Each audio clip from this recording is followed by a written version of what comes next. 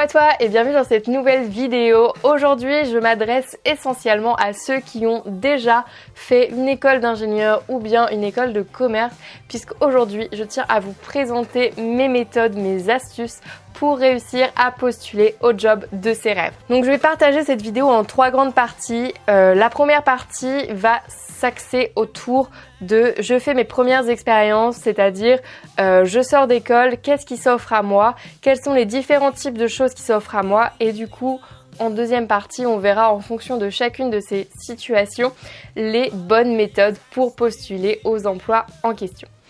Donc lorsque l'on sort d'école d'ingénieur, déjà tu n'es pas sans savoir qu'avant même d'être sorti, et je pense que c'est pareil pour les écoles de commerce, très honnêtement, en tout cas de mes amis, de ce qu'ils en disent, c'est la même chose. Tu reçois sur LinkedIn toute la journée, tous les jours de ta vie, des offres d'emploi, des gens qui te disent qu'ils sont prêts à t'embaucher directement dès ta sortie, avant même ta sortie, de boîtes qu'on dit boîtes de prestations. Alors, si tu ne sais pas encore ce qu'est une boîte de prestations, en fait, c'est une boîte qui va t'embaucher, mais pour laquelle tu ne vas pas travailler directement, c'est-à-dire que tu seras en prestation pour un de leurs clients, ou alors en prestation pour un de leurs clients, mais en interne, c'est-à-dire que la plupart du temps, certes, tu iras directement travailler chez leurs clients, mais tu peux également travailler chez eux pour leurs clients. Voilà, c'est comme ça que ça fonctionne.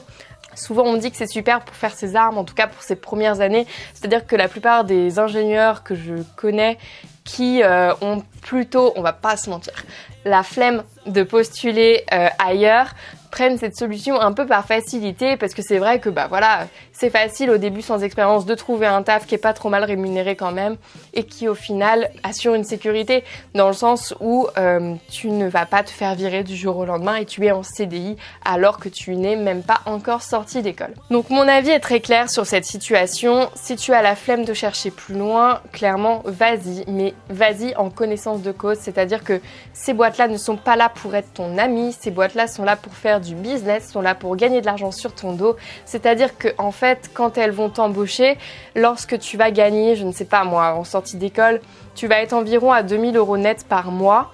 Lorsque tu vas gagner cette somme d'argent, dis-toi que la boîte de prestations se met exactement la même somme dans la poche, juste sur toi. Donc, quelle sécurité ça te donne et quel est l'avantage à être chez eux?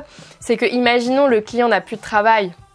Imaginons qu'il y ait le coronavirus en France et que les sociétés clients soient contraintes de fermer, eh bien sache que toi tu seras toujours payé par ta boîte de prestations parce que tu as une sécurité en CDI. Voilà, c'est comme ça que ça marche.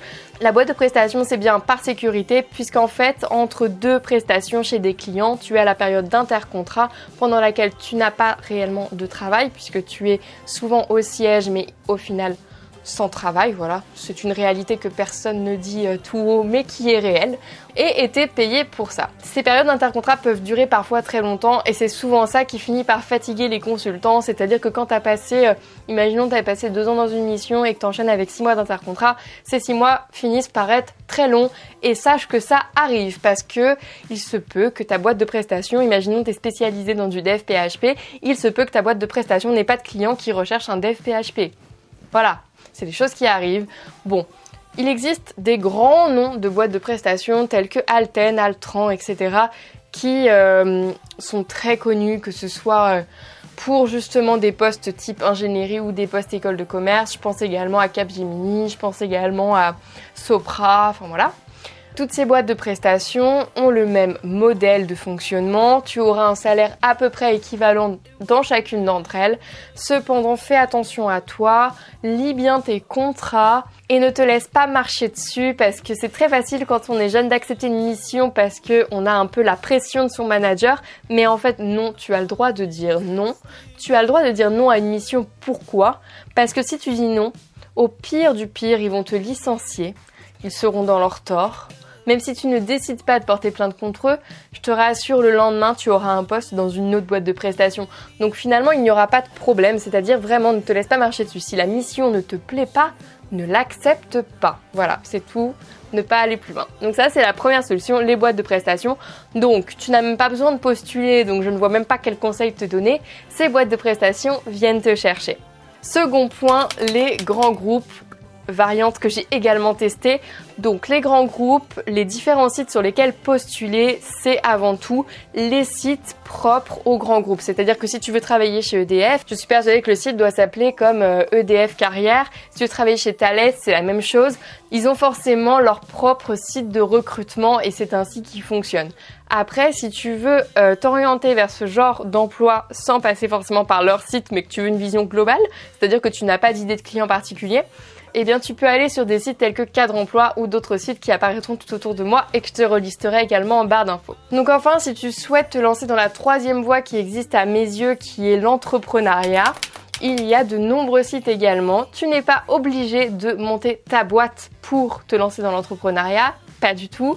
Il existe plein de sites qui proposent justement des postes en start-up ou bien justement de te trouver un poste en start-up et particulièrement pour les devs. Donc là du coup je parle plutôt école d'ingénieur, mais si tu as fait de l'informatique ou du dev, sache qu'il y a un site qui est très bien fait qui s'appelle Ignition Programme, qui commence à être assez connu, qui te permet justement, si tu es vraiment passionné par ce milieu entrepreneurial, de te trouver un poste dans une start-up et de débuter ta carrière ainsi. Tu n'as pas besoin d'expérience particulière.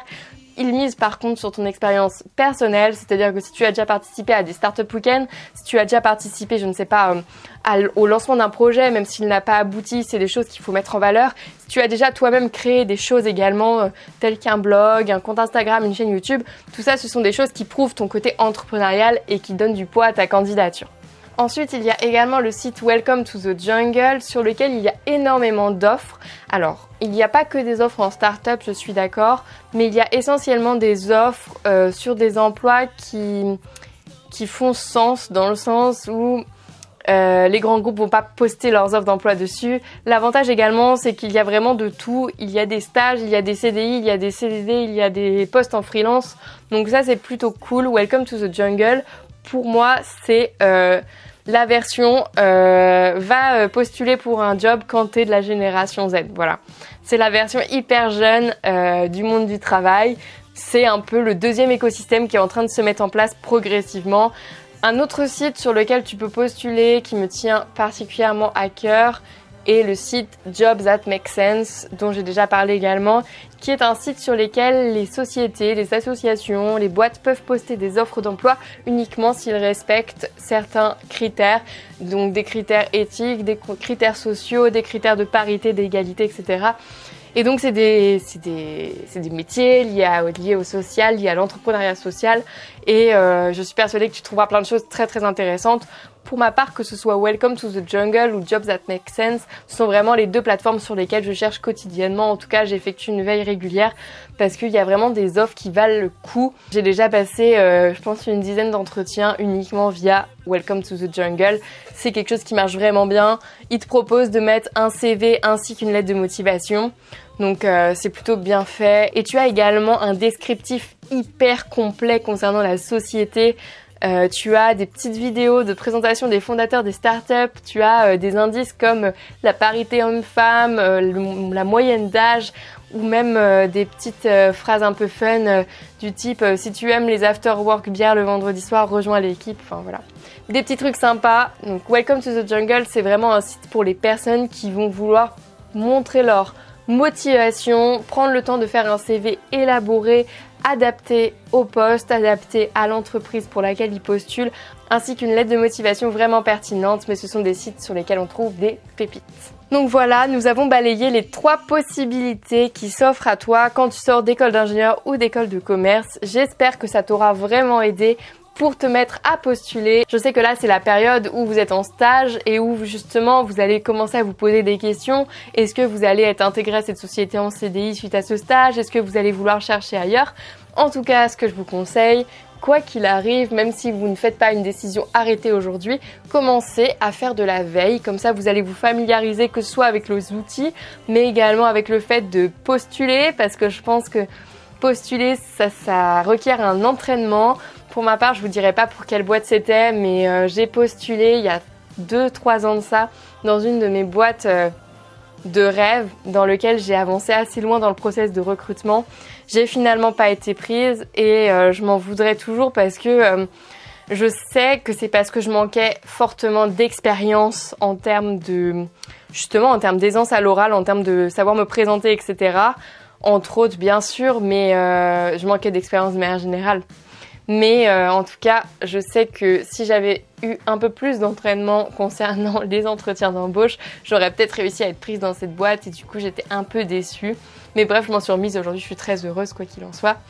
Je te souhaite de nouveau une très belle journée de confinement et on se retrouve demain pour une des dernières vidéos de cette méthode, de la méthode confinement, puisque comme je l'ai déjà annoncé, je m'arrêterai au jour 30 et après le jour 30, je pense que je partirai sur un rythme plus, on va dire, léger de vidéos. C'est-à-dire que je pense que je passerai à un rythme de 2 vidéos par semaine qui sera déjà très intéressant. Si tu as des sujets que tu souhaites me voir aborder dans une prochaine vidéo, n'hésite pas à les mettre en commentaire. Je te souhaite une très belle journée et je te dis à demain dans une prochaine vidéo.